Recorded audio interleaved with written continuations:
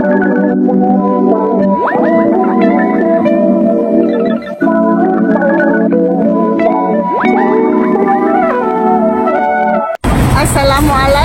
warahmatullahi wabarakatuh. Ini saya punya kakak ipar ya guys. Aku mau tanya-tanya pengalaman kerja dia selama di Hongkong ya.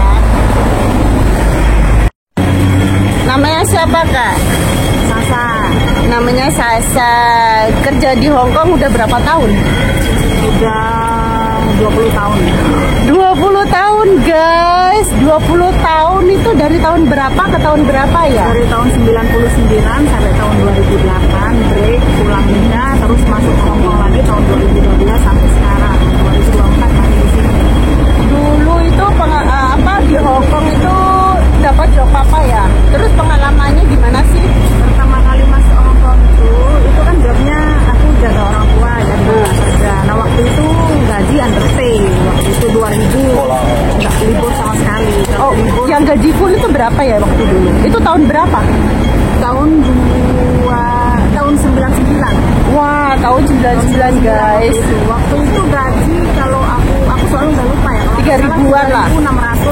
3.620 ya zaman itu. Zaman itu. Dan waktu itu kan potongan 7 bulan karena aku gaji underpay sekitar 1.800. Oh, sama berarti. Saya 2.000 kalau libur satu kali.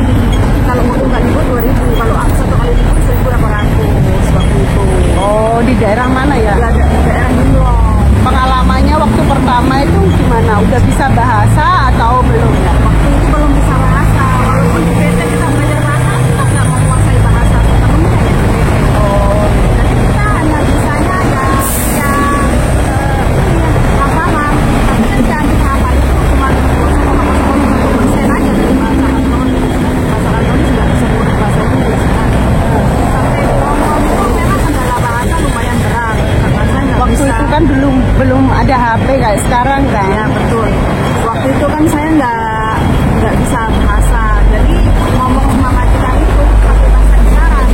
Jadi saya mengikuti apa yang dia omongkan sambil dia nunjuk, jadi saya paham, saya mulai memahami dari isyarat-isyarat itu dan sedikit belajar dari itu. Setelah 3 bulan, aku udah mulai paham waktu itu, karena waktu itu kan umur juga masih muda ya, masih umur 21 tahun, jadi otaknya ini masih encer lah untuk belajar bahasa.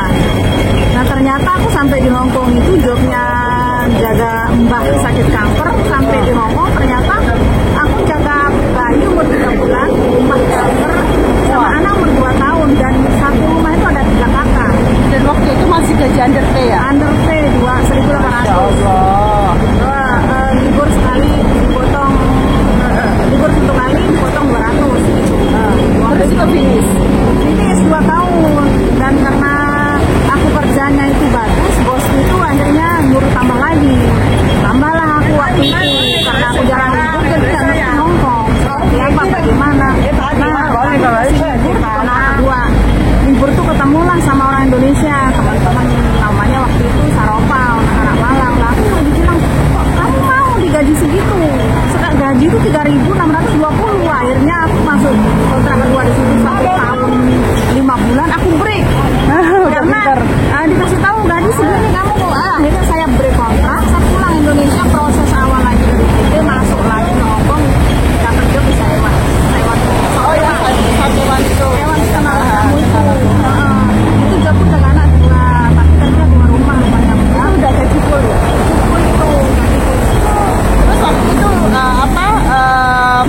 udah dapat apa aja selama kerja di Hongkong waktu itu ya? Nah waktu aku di kontrak pertama itu, aku 3 tahun setengah lah hitungannya ya. Di majikan pertama itu aku dapat beli tanah waktu itu. Oh, bisa beli tanah Beli guys. tanah waktu itu. Nah setelah Itu kerja berapa tahun bisa beli tanah? aku beli tanah itu sekitar 3 tahun setengah lah. 3 tahun setengah. Waktu itu kan tanah murah tuh. Daerah Lombok ya? Lombok 8,5 juta.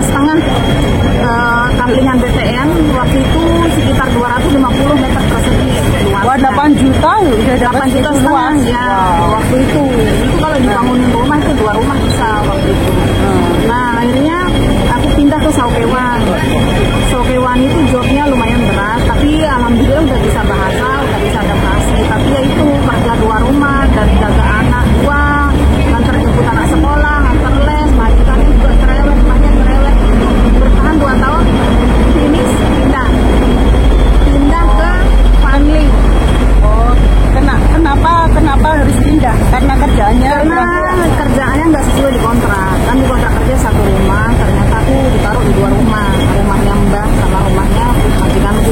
waktu itu gaji full 36 waktu itu udah naik 37 kayak 37 30 atau 40 waktu itu aku lupa di tahun itu ya, di tahun 2002 waktu itu. Terus pindahlah aku ke Funling di 2005. Kerja di Funling itu jobnya juga jaga anak dua ya, anaknya nakal itu ya. Anaknya itu waktu itu SD umur berapa ya? Umur 7 tahun sama umur 9 tahun, kelas 1 sama kelas 3 SD. Tuh, tapi majikannya kan nggak pernah di rumah. Aku ngurusin anak dua itu masa bersih antar ke sekolah gitu. Terus rumahnya kecil ya? Rumahnya apartemen, rumahnya ukuran 950 square gitu. Nah di situlah aku 3 tahun setengah juga di situ. Oh, 3 tahun setengah, kok nggak difinisin? Aku ngebreak karena mau nikah pulang. Oh, yang itu mau nikah ya waktu Ya. itu? Terus pulang itu ya? Itu. Kalau teman-teman ya yang nonton yang ada di Indonesia, kalian yang masih ada di PT nunggu proses, kalian jangan melihat titik sukses seseorang. Karena proses perjalanan menuju sukses itu nggak mudah gitu loh, tantangannya berat. Karena setiap majikan memiliki karakter yang berbeda, kita memiliki kultur yang berbeda, bahasa, budaya yang berbeda. Jadi kalau kalian melihat suksesnya, biasanya anak-anak yang PT nih di Indonesia nih tergiur karena melihat kesuksesannya, tapi mereka tidak mempelajari bagaimana perjuangan mereka gitu loh. Makanya kalian harus siapkan mental yang mau kesini, harus benar-benar belajar bahasa. Setidaknya paling nggak kalian menguasai bahasa Inggris walaupun cuma 10%. Jadi nggak terjadi miskomunikasi. Kalau bahasa Inggris kan lebih mudah untuk belajar. Tapi alangkah baiknya kalau kalian bisa bahasa kantonis itu nilai plus di sini. Gitu.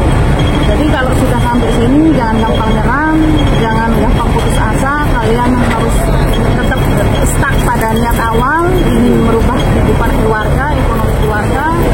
Insya Allah kalian pasti akan sukses. Bagi yang di PT lo ya.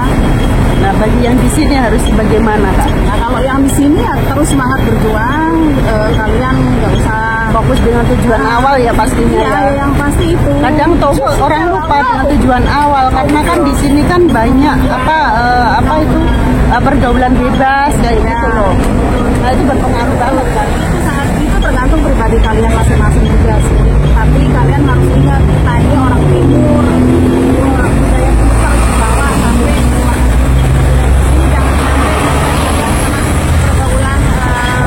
pergaulan teman yang OS, akhirnya kalian juga OS karena tergiur dengan kerjaan di luar, ingin buat ide, akhirnya karena uang hitam itu kan banyak yang tertangkap kan juga. Resikonya gimana? Resikonya kalian di penjara, di deportasi, akhirnya kalian nggak bisa masuk Hongkong lagi. Yang terpenting itu kalau sudah di sini itu sampai kalian itu udah nggak usah tergiur dengan gaji gede, nah, kecuali gaji gede itu kalian dapatkan dari agent. Nah itu udah pasti nggak ilegal. Jangan sampai OS lah intinya. Yang penting itu kerja itu yang resmi aja. Rezeki orang udah ada takdirnya sendiri-sendiri. Oke guys, next video aku mau nanya lagi ya setelah kenapa kan itu selama 20 tahun kan. Tadi kan baru berapa tahun ya? Itu perjalanan 10 tahun. Oh, perjalanan 10 tahun. Yang 10 tahunnya nanti setelah punya anak ya guys. Oke, itu akan aku share lagi di video berikutnya ya. Thank you. Thank you.